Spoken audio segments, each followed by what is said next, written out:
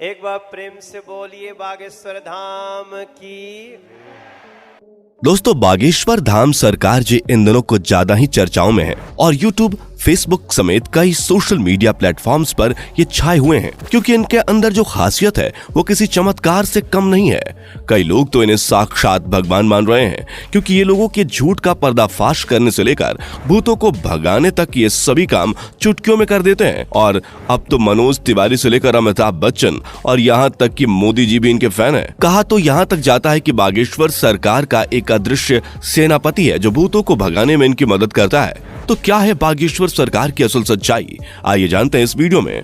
दोस्तों, यूं तो हमारे देश में कई बाबा आए और कई गए, कई सारे लोगों ने उनके आश्रम में माथे टेके, यहाँ तक कि बड़े बड़े फिल्मी सितारों ने भी इनके दरबार में अपनी हाजिरी लगाई। लेकिन इस समय जो प्रसिद्धि बागेश्वर महाराज जी को मिल रही है वो आज तक किसी को नहीं मिली है। लंबे लंबे बालों वाले, माथे पर चंदन और अक्सर सर पर पगड़ी बांधे नजर आने वाले बागेश्वर धाम सरकार जी की बात ही कुछ और है। और इस चीज का सबसे बड़ा सबूत बड़े बड़े फिल्मी सितारों का इनके दरबार में आके इनके प्रवचन और गीत सुनना है। फिर चाहे मोदी सरकार के सबसे दिग्गज नेता मनोज तिवारी हो या फिर साउथ इंडियन फिल्म इंडस्ट्री के सुपरस्टार सुमन तलवार, जिन्होंने बागेश्वर धाम आकर बाबा के नाम पर ठुमके भी लगाए और हाथ जोड़कर नमस्कार भी किया। अभी हाल ही में सदी के महानायक अमिताभ बच्चन जी की एक वीडियो बहुत ज्यादा वायरल हो रही है जिसमें वो बैठकर बाबा के कीर्तन का आनंद ले रहे हैं। लेकिन दोस्तों, ये एक रात का चमत्कार नहीं है बल्कि इसके पीछे एक ऐसे बच्चे की कहानी छुपी हुई है जिसके संघर्ष के बारे में जानकर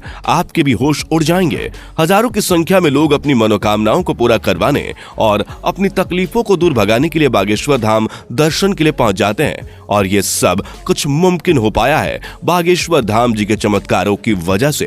कहा जाता है कि स्वयं हनुमान जी की कृपा बागेश्वर बाबा के ऊपर बनी हुई है और उन्हीं की असीम शक्तियां हैं जिनकी सहायता से बागेश्वर धाम सरकार किसी के भी मन की बात को जान लेते हैं और उसके बताने से पहले ही कागज पर उसकी समस्याएं लिख देते हैं, जिसके कई सारे प्रमाण आपने इनके वायरल वीडियोस में देखे ही होंगे। स्टेज पर आकर जब कोई अपनी परेशानी बताता है तो बागेश्वर महाराज उसे पहले से ही लिखे हुए पर्चे को पढ़ने के लिए कहते हैं, जिसे देखकर भक्तगण पूरी तरह से आश्चर्यचकित रह जाते हैं क्योंकि उन्होंने अभी तक अपनी दुखों को और परेशानी को बाबा को बताया भी नहीं था। उससे पहले ही उनके बारे में बाबा पर्चे पर लिख चुके थे, जिसके बाद बाबा सभी के सामने परेशानियों का हल बताते हैं और भक्तों को ये विश्वास दिलाते हैं कि उनकी परेशानियां दूर हो जाएंगी। लेकिन दोस्तों, आपको बता दें कि बागेश्वर धाम काफी सख्त मिजाज के भी हैं क्योंकि अगर कोई इनके सामने झूठ बोलता है या फिर गलत नीयत के साथ अपनी इच्छाएं लेकर पहुंचता है तो ये उसकी पोल खोलने में भी कोई कसर नहीं छोड़ते। लेकिन ज्यादातर इनके पास परेशान लोग ही आते हैं। इनमें से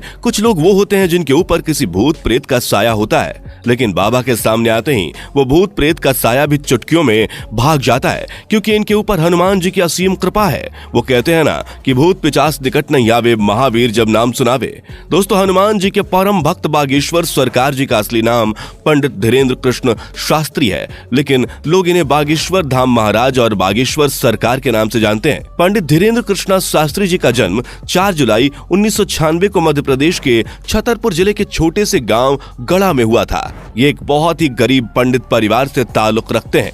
बागेश्वर सरकार ने अपने एक इंटरव्यू के दौरान बताया था कि जब वो मात्र 9 साल के थे तब उनका मन बालाजी महाराज की सेवा में लग गया था। इन्हें हनुमान जी की भक्ति और उनके प्रेम के सिवा कुछ भी नजर नहीं आता था।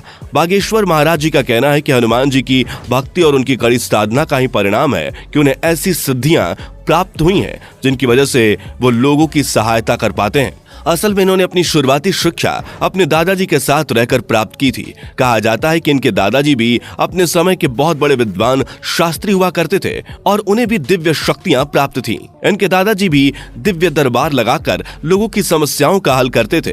तभी से इन्होंने अपने दादाजी को अपना गुरु मान लिया और उनसे ही सारी चीजें सीखने लगे। दादाजी के साथ रहकर इन्होंने रामायण, महाभारत और गीता जैसे धार्मिक ग्रंथों का अध्ययन किया। लेकिन अगर इनकी प्रारंभिक शिक्षा की बात की जाए तो बागेश्वर सरकार ने अपने गांव से ही 8वीं तक पढ़ाई की।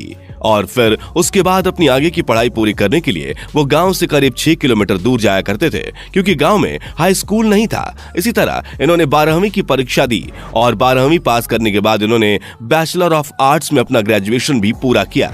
यानी कि हनुमान जी की असीम कृपा के साथ साथ बागेश्वर सरकार के पास डिग्रियां भी हैं। बता दें कि अपने ग्रेजुएशन के दिनों से ही धीरेन्द्र कृष्ण अपने दादाजी की तरह बालाजी महाराज की सेवा करने लग गए थे।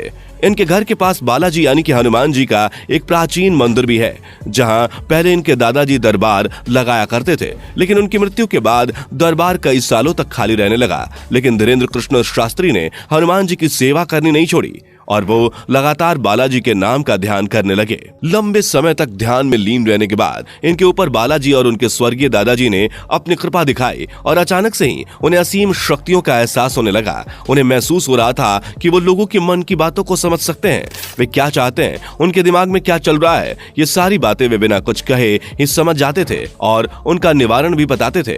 अपनी इन शक्तियों का इस्तेमाल करके इन्होंने लोगों के कष्टों को दूर करना शुरू कर दिया। लोग जब इनके पास अपनी समस्या लेकर आते थे तो ये पहले से ही उनके मन की बात समझकर उन्हें समस्या का समाधान बता देते थे।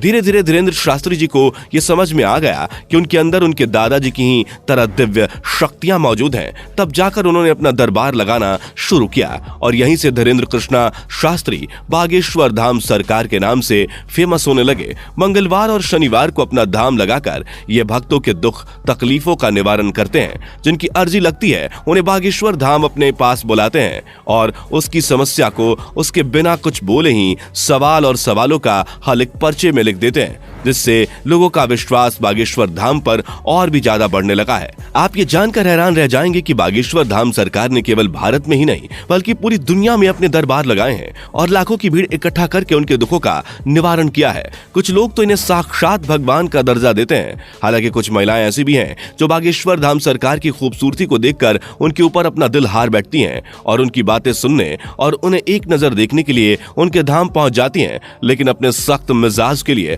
मशहूर बागेश्वर महाराज जी का ध्यान इस तरह की चीजों पर बिल्कुल भी नहीं जाता। वैसे दोस्तों, हमारे देश में जहां बाबाओं और तांत्रिकों की छवि इतनी ज्यादा खराब हो गई है, जिनमें से आधे से ज्यादा तो जेल की हवा खा रहे हैं, जैसे ही जनता किसी बाबा पर अपना विश्वास दिखाती है वैसे ही उसके काले कारनामों का चिट्ठा खुलने लगता है, जिस वजह से लोग अब इन चीजों पर विश्वास करने से घबराने लगे हैं। इस माहौल में अगर कोई 26 वर्षीय शख्स अपनी दिव्य शक्तियों से लोगों को हैरान कर दे तो दुनिया के मन में सवाल तो उठेंगे ही, और इन्हीं सवालों का जवाब ढूंढने के लिए कई मीडिया कर्मी भी बाबा के दरबार में चोरी चुपके जा चुके हैं ताकि वो बागेश्वर धाम की सच्चाई जान सकें। लेकिन इतने सारे स्टिंग ऑपरेशंस के बाद भी कोई जान नहीं पाया कि आखिर कैसे बागेश्वर महाराज लोगों के मन की बात जान लेते हैं, क्योंकि कई सारे जो नए लोग दरबार में आए होते हैं उनकी अर्जी लग जाती है और जब वो बाबा के सामने जाते हैं तो उनके मन की सारी बातें बाबा पहले से ही लिख चुके होते हैं। इस तरह की चीजें देखकर मीडिया कर्मियों के भी होश उड़ गए और वो लगातार बागेश्वर महाराज को लेकर जांच पड़ताल कर रहे हैं, लेकिन अभी तक उन्हें कोई भी ऐसी चीज प्राप्त नहीं हुई है जिसे लेकर वो बागेश्वर धाम सरकार के ऊपर किसी तरह का सवाल उठा सके या उन पर कोई आरोप लगा सके। शायद इसीलिए बड़े बड़े नेता और अभिनेता बागेश्वर धाम पर विश्वास करने लगे हैं। वैसे दोस्तों, इनके बारे में एक बात बहुत ज्यादा प्रचलित है, वो ये कि इनका एक सेनापति भी है जो किसी को दिखाई नहीं देता। वो सेनापति बागेश्वर धाम सरकार की रहस्यमयी तरीके से मदद करता है। हालांकि ये बात कितनी सच्ची है और कितनी झूठी ये तो कोई नहीं जानता, लेकिन बागेश्वर महाराज के भक्तों का मानना है कि बाबा के पास कोई ना कोई रहस्यमयी शक्ति जरूर है जिसकी सहायता से वे भूतों प्रेतों को डरा कर भगा देते हैं। और भक्तों का यह कहना है कि जिस किसी का भी भूत बाबा ने भगाया है उसे आज तक कोई परेशानी नहीं हुई है। तभी तो इनके दरबार में लाखों लोग आते हैं, नहीं तो आज के समय में किसके पास इतनी फुर्सत है कि वो किसी बाबा के दरबार में जाकर उसके प्रवचन सुने। तो दोस्तों, आज के लिए सिर्फ इतना ही। जाने से पहले वीडियो को लाइक शेयर जरूर करें और ऐसी और वीडियोस के लिए चैनल को सब्सक्राइब करके बेल नोटिफिकेशन को भी जरूर ऑन कर लें। धन्यवाद।